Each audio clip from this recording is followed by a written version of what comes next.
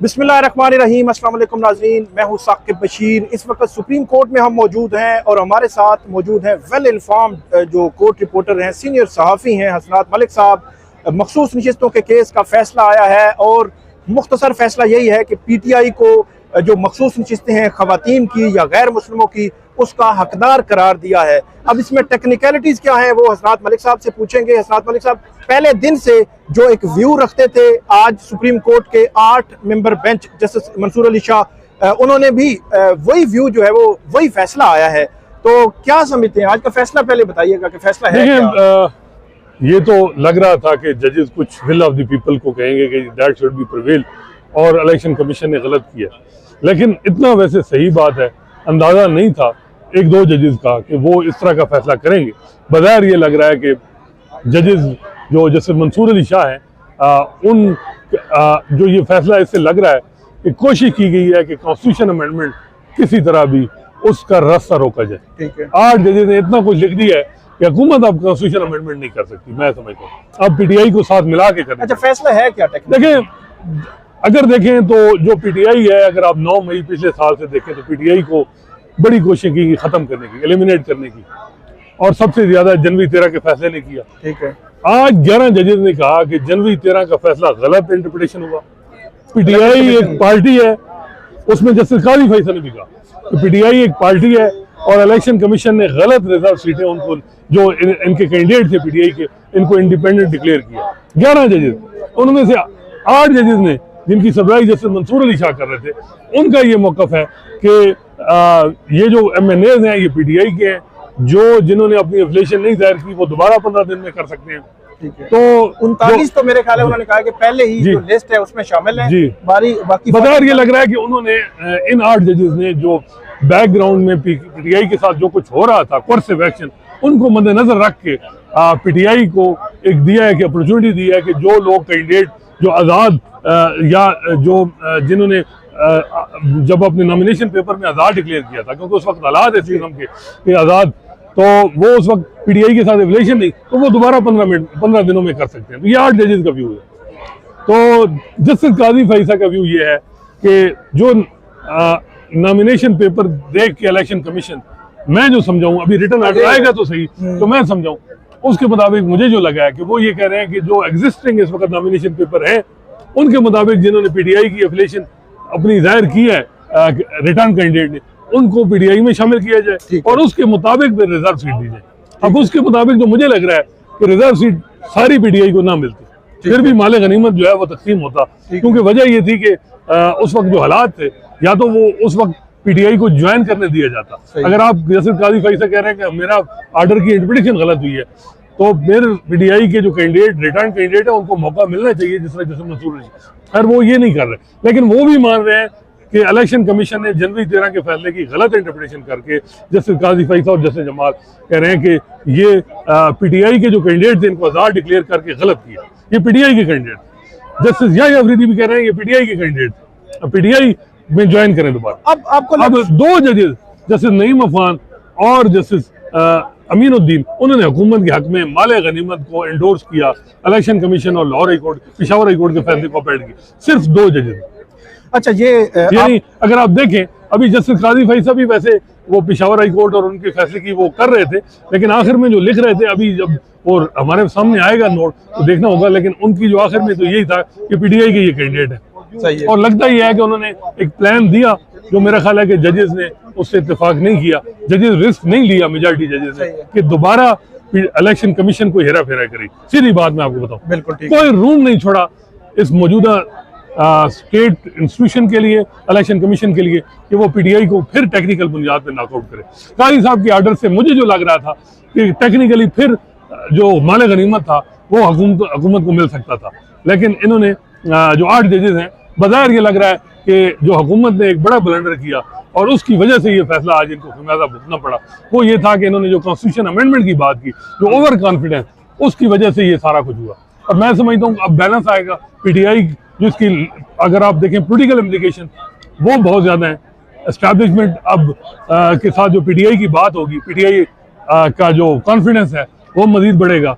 अदालतों में जो फ्यूचर के 6 चीफ जस्टिस ऑफ पाकिस्तान है, इसमें जैसे मंसूर अली शाह हैं, जैसे मुनीब अख्तर हैं, जैसे याह्या अफरीदी हैं, जैसे आयशा मलिक हैं, जैसे शाहिद वहीद है, जैसे ये सारे पांच बनते हैं।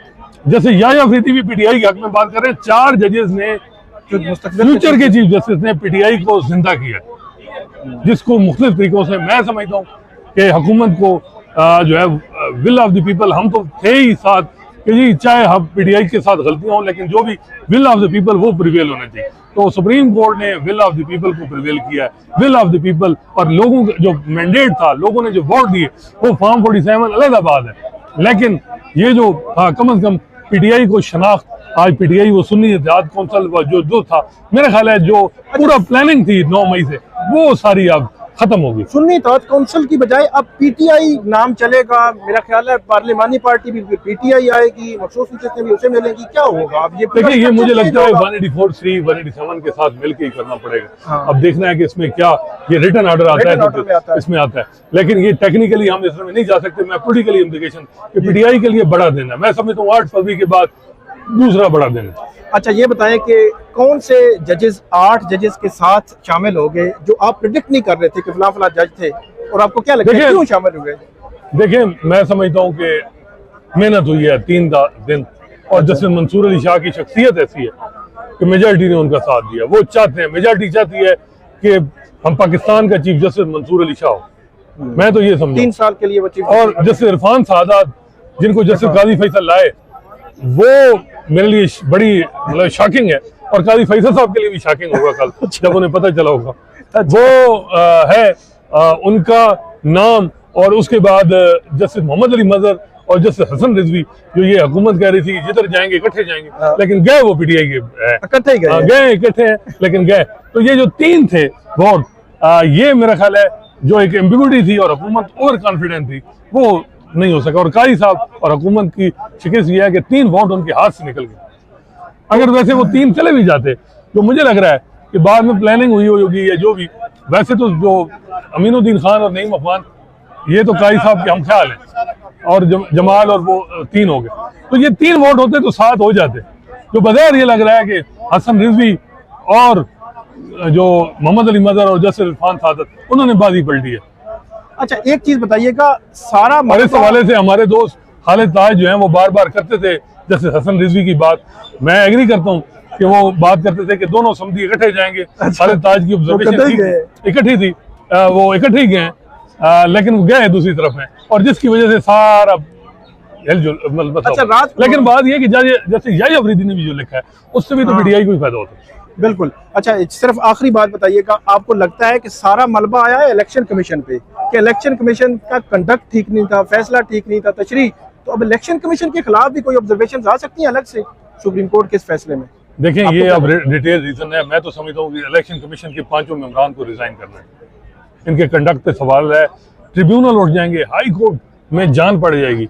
मैं समझता हूँ कि पूरी गवर्नमेंट और एस्टैब्लिशमेंट के लिए बड़ा मुश्किल हो जाएगा चीज़ों को अब कंट्रोल करना। जस्टिस मंसूर, देखें, एक काजी फैसल साहब की वजह से Islamabad high court, Lahore high court में जो मसाइल थे, उन्होंने उस तरीके से चीज़ें मैनेज नहीं की। एक सुप्रीम कोर्ट में भी आज आवाज़ आ गई। तो मेरा ख्याल है कि अब चीज़ें मैनेज करना अगेंस्ट पीटीआई बहुत ही मुश्किल हो गया है। अब एक ही हल है, और मुल्क की बेहतरी है कि एस्टैब्लिशमेंट को पीटीआई से मुज़ाकरात करने होंगे, और चीज़ें, और पीटीआई को भी मुल्क के लिए एक दरमियानी हल निकालना होगा, एस्टैब्लिशमेंट को भी दरमियानी हल, ताकि जी और जीनो दो की पॉलिसी से जो है वो चीज़ों को चलाया जाए। मैं समझता हूँ अगर ये ना हुआ तो बड़ा मुश्किल हो जाएगा। अगर ये इस तरह चीज़ें चली तो फिर मुल्क के लिए भी बड़ा नुकसान होगा। अच्छा, सिर्फ आखिरी सवाल कि जो बेंच है, उस बेंच ने मतलब आज जो फैसला सुनाया, तो आज से जस्टिस मंसूर अली शाह जो प्रिवेल करना शुरू कर देंगे बतौर चीफ जस्टिस? वैसे तो जाहिर सी बात है काजी साहब ने अक्टूबर के मिड में जाना है, लेकिन इसमें आपको क्या लगता है? ये भी जस्टिस अकील अब्बासी और जस्टिस मलिक शहजाद तो इनके अपने ठीक है। जैसे मुसरत हिलाली वो बीमार थी काजी फैसल साहब के, लेकिन वो जो ये फैसला आया उससे तो ये था कि वो भी आ जाती तो कोई फर्क नहीं। ठीक है। तो जस्टिस मंसूर अली शाह को मेरा ख्याल है इदारे ने समझ लिया कि वो चीफ जस्टिस, और ये फैसला ये है कि जस्टिस नो मोर एक्सटेंशन, नो मोर चीफ जस्टिस काजी फैसल। और मैं समझता हूँ काजी फैसल साहब को अब अपनी जो 2-3 महीने उन्होंने आज ये वैसे कह दिया कि जनवरी 13 के फैसले की इंटरप्रिटेशन गलत हुई। काश ये उस वक्त ये जो चीजें कहते। एक बात उनकी ठीक है, मैं समझता हूँ वो कह रहे थे कि पीटीआई के जो लीगल टीम है उन्होंने किसी किस्म के पिटीशन नहीं की, अगर वो अप्रोच करते तो ये इस बात में मैं उनकी बात पे करता हूँ कि पीटीआई की लीगल टीम में फ्लास थे वो, लेकिन मेजॉरिटी जो है वो किसी तरह भी रिस्क नहीं लेना चाह रही थी कि वो कोई ऐसा फैसला जिससे कॉन्स्टिट्यूशन अमेंडमेंट हो सके और हुकूमत को फिर माले गनीमत मिल जाए। असल ये जिस्ट है। बहुत शुक्रिया हसनात मलिक साहब ने बड़ा बेलाग तबसरा किया। आज की जो जजमेंट है बड़ी तारीखी जजमेंट है सुप्रीम कोर्ट ऑफ पाकिस्तान की, जिसमें जो रिटन ऑर्डर आना है उससे मजीद चीज़ें जो है वो क्लियर होंगी कि क्या क्या कहा गया है और कब तक जो है वो अब लिस्ट जमा कराने का कहा गया है, अगर फर्दर जो है वो अब क्या आगे क्या होगा। तब तक मुझे इजाज़त दीजिए, जब रिटन ऑर्डर आता है तो फिर उसके हवाले से भी आपको अपडेट करेंगे। बहुत शुक्रिया।